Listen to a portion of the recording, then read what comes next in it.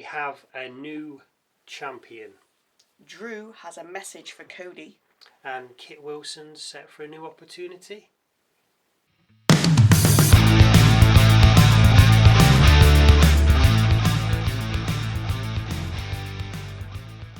Hello, welcome to Wrestle MSX. I'm Michael. I'm Sally, and thank you for joining us for a slightly abridged review of SmackDown, as I'm sure you have better things to do at Christmas. We sure as hell do. We begin with Cody learning from Nick Aldis that Drew has signed the contract and is on the way to the arena, meaning Cody can't lay a finger on him. We then see The Miz asking about Joe Hendry, then cut to the ring where Hendry's singing a disparaging song about The Miz. Side note, Otis and Tozawa have been relegated to cheerleaders for the night, and there is an Easter bunny in the ring. Anyway, The Miz heads out, demands Joe stops, and then says that now Cena's gone, he's earned the right to be the locker room leader. Nick Aldis then comes out and announces that the match is now a Miracle on 34th Street fight. So, first up, Joe Hendry versus The Miz in a Miracle on 34th Street fight. The Miz hits Hendry with some baubles while Hendry tosses The Miz into a Christmas tree. The Miz then gets a tree tossed at him and hit with a candy cane kendo stick before Otis does the caterpillar. Tozawa lands a senton from the top rope and the Easter Bunny, who is R-Truth, 5-knuckle shuffles The Miz. Hendry then finishes Miz off with a guitar across the back and a standing ovation through a table that was set up earlier. Hendry then covers and gets the win.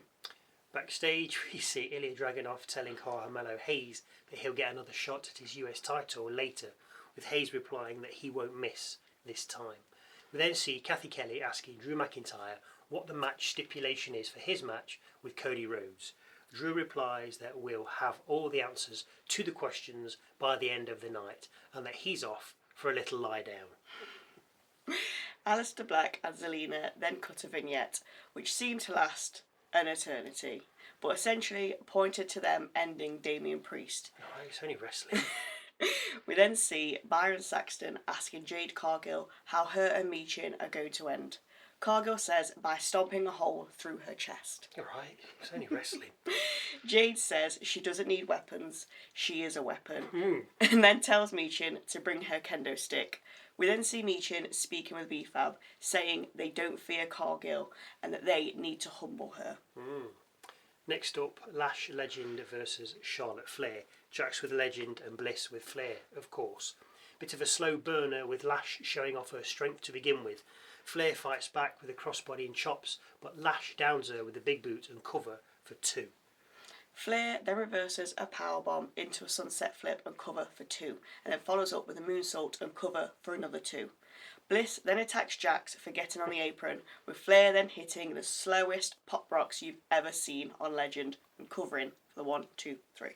We then cut to Trick Williams speaking with Nick Aldis when in walks Cody Rhodes. Rhodes tells Williams to skedaddle so he can speak with Aldis. Trick leaves with Rhodes then asking Aldis if McIntyre has paid his fine yet. Not yet, comes the reply.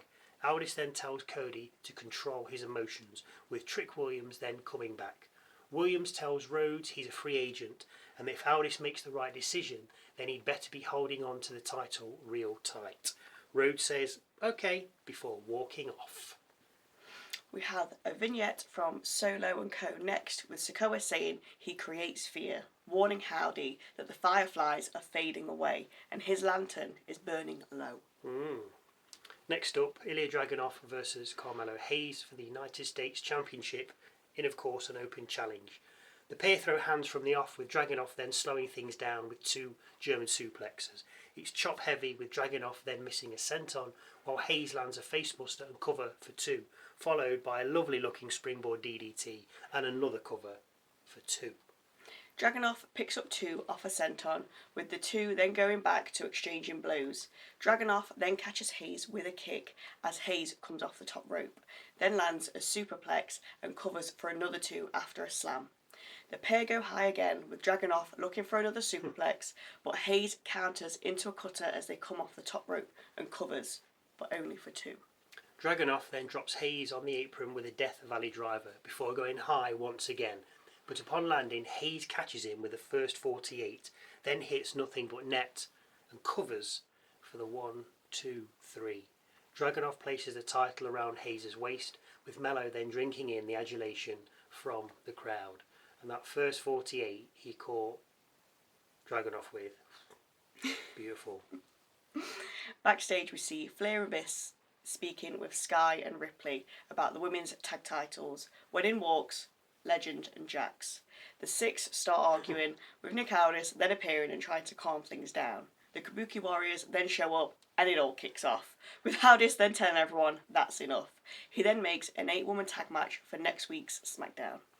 That was Flair and Bliss, not Biss, a new tag partner. Don't know what you mean. Backstage, Hayes thanks Dragunov, but is then attacked by Johnny Gargano, who vows to take everything from him. He's only got the title. Anyway. Chelsea Green and Alba Fyre take on Giulia and Kiana James next.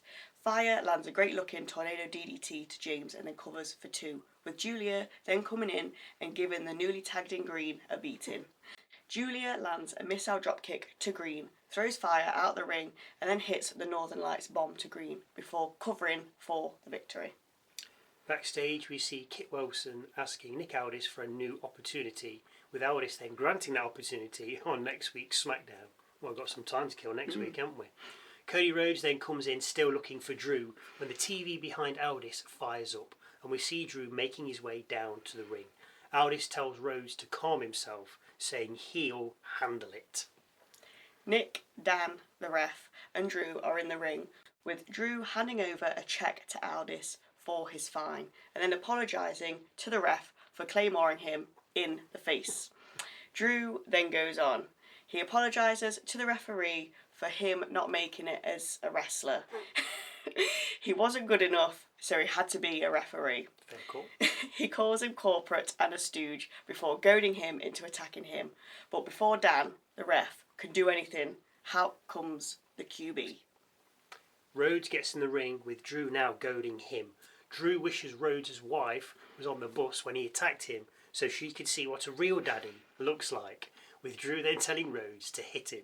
McIntyre then tells us the stipulation he's chosen. It will happen in Berlin, Germany, and it will be 3 stages of hell. Rhodes agrees, with Drew then saying there's one more thing.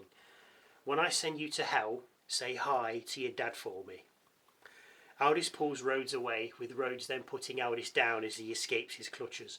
Rhodes then turns towards McIntyre, who of course drops him with a Claymore, before raising the title above his head as SmackDown goes off the air. Oh, I love McIntyre. You gotta love him, ain't you? Yeah. He is just funny. Whether he comes out with it just off the cuff, whether he's learnt it, it's written, it doesn't matter. It's just funny. Because how he delivers it is such a good way. Yeah. He's got such a good moaning Marty face as well. Oh yeah. It's just everything. I mean, putting the ref down was funny, saying, "Oh, you would," and he's like, it came down to him. He said, "Oh, you wanted to be a wrestler, didn't you? But you weren't good enough." Oh, it's just love it. I mean, yeah, you've probably seen it, but it's just if you haven't, go and watch it. It's just funny. And then saying on your way to hell, say hi to your dad for me.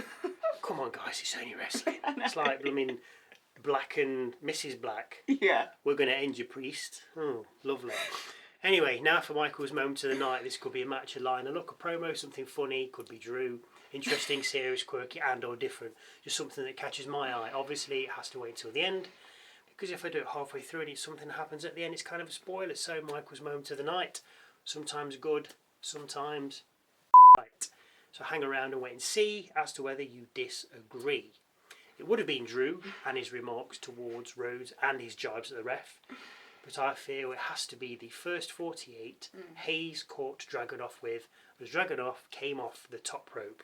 The timing was perfection. You got to think that you got a guy jumping off the top rope and another guy's got to jump to meet him to get the knees to the face and then both land on the mat. It was absolutely fantastic. Now I know that you're probably going to agree with that. Disagree or have any thoughts or views that you'd like to share with us, then please feel free to leave them in the comment section down below. don't forget to go and check out our Musings video with our thoughts and opinions on the last week of WWE, because a new one drops every Wednesday. Oh, very nice. Merry Christmas. Can I still say that? Of course. No, why not? I've still got the Christmas jumper on. Thank you very much for watching. And we'll see you Tuesday for Raw.